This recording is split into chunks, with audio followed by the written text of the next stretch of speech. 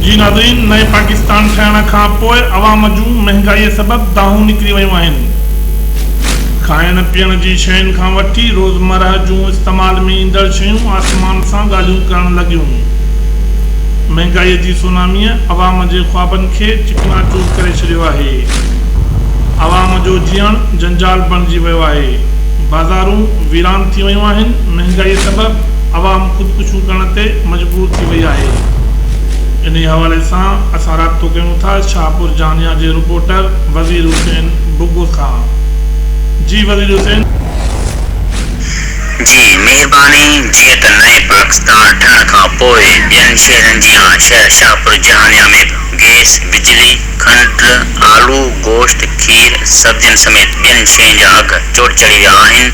महांगाईअ सबब अवाम जूं दाहूं निकिरी वियूं आहिनि। शाहपुर में तमामु घणी महांगाई थी आहे। हर शइ खे बाहि वठी आहे। नओं पाकिस्तान अमरान खां वञी धूड़ वञी पाए।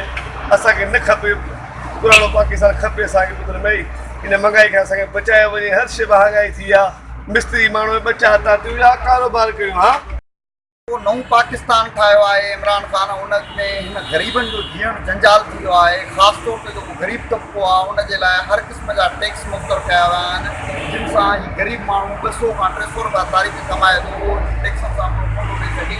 उन जे करे असां चऊं था त इन्हनि टैक्सनि खे फिलफोर वापसि कयो वञे, जीअं हितां जे ग़रीब माण्हू पंहिंजी मानी के बेला परेशान न हुजे। तव्हां ॾिसंदा हलो त खंड ते टैक्स आहे, गिह ते टैक्स आहे, हर शइ ते टैक्स आहे। जेको आम वाहबे जूं शयूं आहिनि, जेके माण्हू खाइनि था पीअनि था, जेकॾहिं उन्हनि ते ई टैक्स हूंदो त कीअं अॻिते पंहिंजी ज़िंदगी गुज़ारे सघंदा। असां गुज़ारिश कंदासीं त असां नए पाकिस्तान खां बसि इहे असांखे पुराणो पाकिस्तान ई मोटाए ॾिनो वञे। हीउ नओं पाकिस्तान जेको ठहियो आहे इन ते सफ़ा माण्हुनि जी ॿेड़ी ॿोड़े छॾी आहे। माण्हुनि जो जीअण जंजाल थियो। एॾी महांगाई आहे जो मां सम्झां थो त माण्हू ख़ुदकशी करण ते मजबूर ऐं माण्हू वीचारा परेशान आहिनि। तमामु महांगाई चोट ते आहे। कारोबार कोन्हे, रोज़गार कोन्हे। माण्हू वटि ॿ रुपया हुजे त रोज़गार थिए न।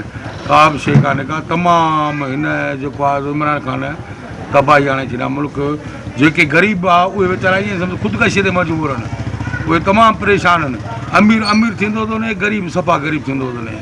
हींअर जेको आहे तमामु वॾो मसइलो आहे महांगाई चोट। हर शइ ते टैक्स। ग़रीब ते जेको वठे थो दाल 30 रुपए जी, उन ते 5 रुपया टैक्स थो लॻे। ऐं जेका बि शइ ग़रीब वठे उन ते टैक्स। ग़रीब ते कहिड़ो टैक्स आहे यार? हीउ कहिड़ो नओं पाकिस्तान आहे?